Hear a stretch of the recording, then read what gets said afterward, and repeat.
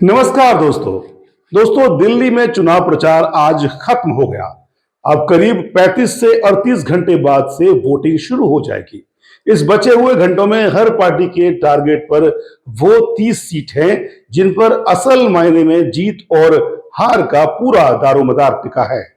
8 seat और भी हैं मुस्लिम वोट के असर वाली, लेकिन वहां पर बीजेपी का दखल नहीं है। इसलिए असल दारोमदार दलित वोट वाली 30 सीटों पर है, जिनमें 12 सीट तो सीधे सीधे दलितों के लिए रिजर्व है। बाकी 18 सीट पर दलित आबादी 25 से लेकर 45% तक है। कई झुग्गी बस्तियों भी इस दायरे में आती हैं, जिनके लिए एक एक रुपए का संघर्ष भी आप सब जानते हैं। आखिरी वक्त में अब इन लुभाने के कैसे कैसे जतन होते हैं, ये भी आप सब जानते हैं। इन सीटों पर वोटर लिस्ट से आम आदमी पार्टी के वोटर कटवाने का आरोप भी अरविंद केजरीवाल और उनकी पार्टी प्रधानमंत्री नरेंद्र मोदी और अमित शाह पर लगा चुकी है। राहुल गांधी की तो पूरी राजनीति ही पिछले 2 साल से इसी दलित और पिछड़े वर्ग को लेकर चल रही है, आप सब जानते हैं। आम आदमी पार्टी 2015 और 2020 के पिछले दोनों चुनाव में सभी 12 आरक्षित सीटों को जीतकर प्रचंड बहुमत से सत्ता में रह चुकी है। खुद केजरीवाल की विधानसभा नई दिल्ली में पड़ने वाली वाल्मीकि बस्ती ही उनके राजनीतिक सफर का स्टार्ट पॉइंट है।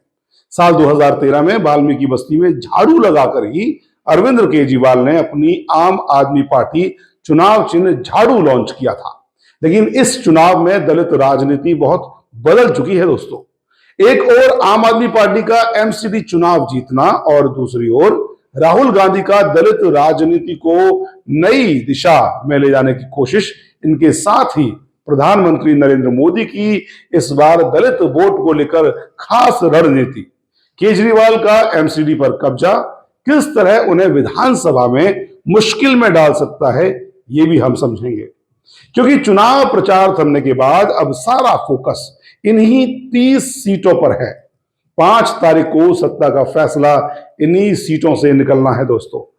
दिल्ली में दलित वोट करीब 18% है। 20% वोट के दम पर ही उत्तर प्रदेश में मायावती 4 बार मुख्यमंत्री रह चुकी हैं दोस्तों। लेकिन दिल्ली में 18% वोट के बावजूद दलित सत्ता पर कोई कंट्रोल नहीं रखते। सत्ता में उनकी सीधी कोई भागीदारी भी नहीं होती। प्रतीक और प्रतिनिधित्व के रूप में मौजूद वक्त में आम आदमी पार्टी की सत्ता में एक दलित मंत्री मुकेश अहलावत हैं, जो सुल्तानपुर माजरा सीट से कैंडिडेट हैं। कैबिनेट में दलित चेहरे की बात करें तो अहलावत 5 बरस से तीसरे दलित मंत्री हैं। पहले राजेंद्र पाल गौतम थे, जिन्होंने हिंदू देवी देवताओं की पूजा ना करने का बयान दिया था, तो विवाद खड़ा हो गया और मुख्यमंत्री रहे केजरीवाल ने उनसे इस्तीफा मांग लिया था। राजेंद्र गौतम का कहना था कि उन्होंने तो सिर्फ दलित के मसीहा बाबा साहेब की शपथ दोहराई थी। बाद में उन्होंने आम आदमी पार्टी भी छोड़ दी दोस्तों। उनके बाद राजकुमार आनंद को कैबिनेट में लाया गया, लेकिन 1.5 साल के भीतर आनंद भी बीजेपी के हो चले और इस चुनाव में पटेल नगर सीट से वो बीजेपी के उम्मीदवार हैं। केजरीवाल के प्रतीक की राजनीति में एक दलित चेहरा राखी बिड़लान भी है दोस्तों, जो पिछली सरकार में मंत्री और मौजूदा सरकार में डिप्टी स्पीकर हैं। यानी आम आदमी पार्टी को सारी की सारी आरक्षित सीटें देने के बाद भी ना तो सत्ता में कोई मजबूत शेयर दलितों को मिला, ना ही पार्टी में कोई मजबूत दलित नेता तैयार किया गया दोस्तों। सत्ता में पार्टिसिपेशन या रिप्रेजेंटेशन के आगे बढ़कर सीधा शेयर और कंट्रोल की बात अब राहुल गांधी करते नजर आते हैं, जिसका असर भी इस वर्ग पर दिखाई देता है। दलित पूरे देश के साथ ही 2013 से पहले तक कांग्रेस के साथ रहा भी है। 1998 में 12 आरक्षित सीट जीतकर ही कांग्रेस दिल्ली की सत्ता में आई थी और शीला दीक्षित मुख्यमंत्री बनी थी। फिर शीला दीक्षित की अगुवाई में ही 2003 में कांग्रेस ने 10 रिजर्व सीट और 2008 में सभी 12 सीट जीतकर सत्ता की हैट्रिक लगाई थी। पूरी कांग्रेस और प्रियंका गांधी वाड्रा ने प्रचार के दौरान शीला दीक्षित के दौर की दिल्ली को खूब याद कराया। वैसे दिल्ली की मौजूदा चमक दमक, मेट्रो, फ्लाईओवर शीला दीक्षित की कांग्रेस सरकार ने ही देन थी, इसमें कोई शक नहीं किया सकता, क्योंकि सारी मेहनत शीला दीक्षित ने की थी। इन सबके साथ राहुल गांधी बिल्कुल फोकस होकर, ध्यान रखना बॉस, बिल्कुल फोकस होकर दलित राजनीति को बदलना चाहते हैं।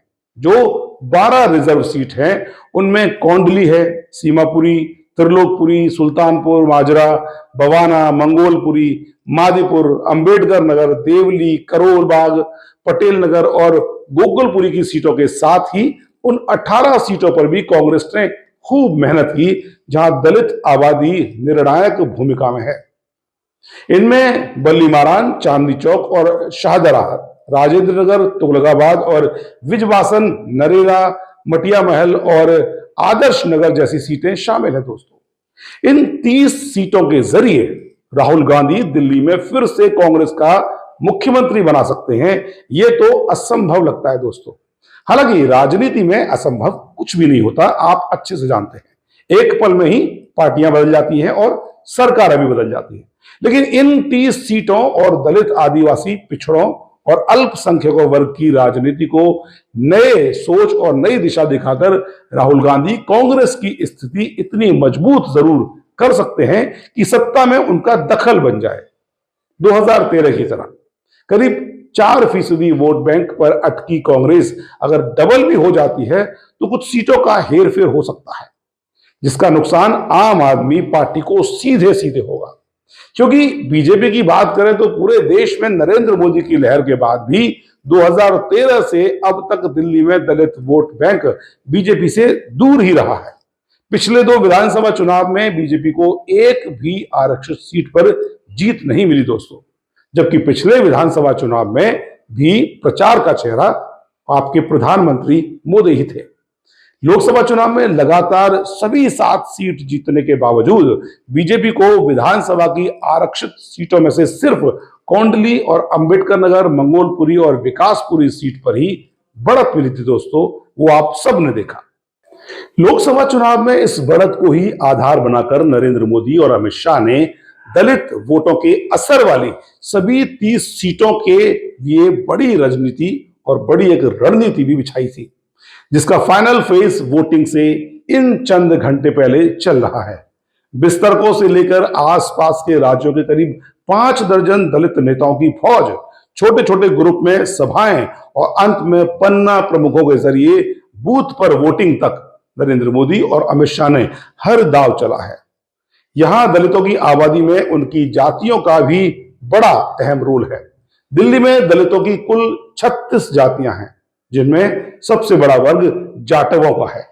यह वो वर्ग है जिसने उत्तर प्रदेश में मायावती को 4 बार मुख्यमंत्री पद तक पहुंचाया दोस्तों। लेकिन दिल्ली में कभी भी ये वोट बैंक मायावती को फायदा नहीं पहुंचा सका, यानी इनडायरेक्टली ये नरेंद्र मोदी को भी फायदा नहीं देता। इसके अलावा नंबर 2 पर वाल्मीकि हैं, जिन्होंने केजरीवाल को भरपूर समर्थन दिया। इसके साथ ही धोबी, रैगर, खटीक, कोली और वैरबा जातियां भी हैं। चुनाव प्रचार में इन जातियों के आधार पर भी कुछ घोषणाएं की गई, जैसे धोबी समाज के लिए एक बोर्ड के गठन की बात की गई केजरीवाल के द्वारा। लेकिन धोबी समाज का सवाल यह है कि पिछले 10 सालों में ऐसा क्यों नहीं किया गया। केजरीवाल के एमसीडी में सत्ता में आने से अब तक जो नुकसान बीजेपी को होता था, वो केजरीवाल की पार्टी आपको ही हो सकता है। साफ सफाई, सीवर और बिजली पानी का मुद्दा एक बड़ा मुद्दा है दोस्तों। दिल्ली की करीब 600 झुग्गी झोपड़ी और करीब 1700 कच्ची कॉलोनी में अब इन मुद्दों पर वोटर की नाराजगी आम आदमी पार्टी को झेलनी होगी। इन बस्तियों पर आम आदमी पार्टी और बीजेपी के बीच सियासत की पूरी हिस्ट्री आपने देखी है। 10 साल के अनुभव के बाद क्या वहां के लोग कोई तीसरा विकल्प चुनने, ये भी एक सवाल हो सकता है कि वो शायद तीसरा विकल्प चुन सकते हैं। लेकिन नरेंद्र मोदी और अमित शाह ने इन सभी जगह ग्रास रूट तक सेंधमारी की कोशिश की है। कामयाब कितना हुए हैं ये तो 8 तारीख को ही पता चलेगा दोस्तों। बीजेपी ने कुछ ऐसी सीटों पर भी खास रणनीति से काम लिया जहां पिछली बार हार का अंतर काफी कम था। ऐसी करीब दर्जन भर सीटें हैं। यानी बीजेपी इस बार हर हाल में अपनी टैली 8 से बढ़ाकर कम से कम 36 करना चाहती है। 36 यानी सत्ता के लिए बहुमत। राजनीतिक एक्सपर्ट मान रहे हैं कि बीजेपी का वोट शेयर और सीटें बढ़ सकती हैं। हालांकि सत्ता से वो दूर ही रहेगी। कांग्रेस भी अपना वोट शेयर बढ़ाना चाहती है, लेकिन दलित राजनीति में राहुल गांधी भविष्य का सपना दिखा रहे हैं और शायद झुग्गी बस्ती में रहने वालों की जरूरत तत्काल की है, जहां केजरीवाल की मुफ्त योजनाएं पहले से मौजूद हैं और नरेंद्र मोदी, अमित शाह 5 रुपए में खाने की थाली देने का एक वादा कर चुके हैं कि आपको खाने की थाली मात्र 5 रुपए में मिल जाएगी। ऐसे में झुग्गी बस्तियां वाला सीट जितनी भी हैं, राहुल गांधी की बातों का उतना असर ना भी हो तो दलित वोट बैंक के असर वाली 15 से 18 सीट पर कांग्रेस को कुछ फायदा मिल सकता है। दोस्तों, कांग्रेस का यह फायदा आपको नुकसान दिला सकता है, आप यानी कि आम आदमी पार्टी को। इसी तरह मुस्लिम वोट के असर वाली 8 सीट पर भी कांग्रेस को कुछ फायदा होने और बदले में आम आदमी को नुकसान होने की बहुत ज्यादा आशंका है। यानी दलित बहुल 30 सीट और मुस्लिम बहुल 8 सीट इस बार दिल्ली के चुनाव नतीजों को बदलने की क्षमता रखती है। दलित वोट में कांग्रेस और बीजेपी की सेंधमारी और मुस्लिम वोट में कांग्रेस का असर सीधे सीधे केजरीवाल के जनाधार को कमजोर कर सकता है। ये भली भांति आम आदमी पार्टी समझ ले और पहले से ही सतर्क हो जाए।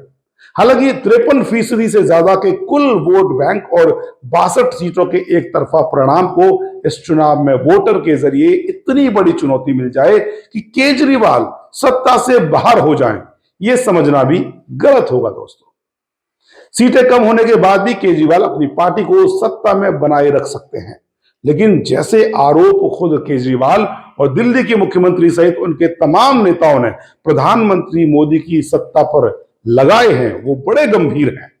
उसे देखते हुए अगर बीजेपी दिल्ली में कोई कमाल कर दिखाए तो शायद किसी को कोई हैरानी नहीं होनी चाहिए। महाराष्ट्र और हरियाणा में हारी हुई बाजी पलटने का जो तरीका था, आप सब देख चुके हैं किस तरह बीजेपी ने सत्ता हथिया ली।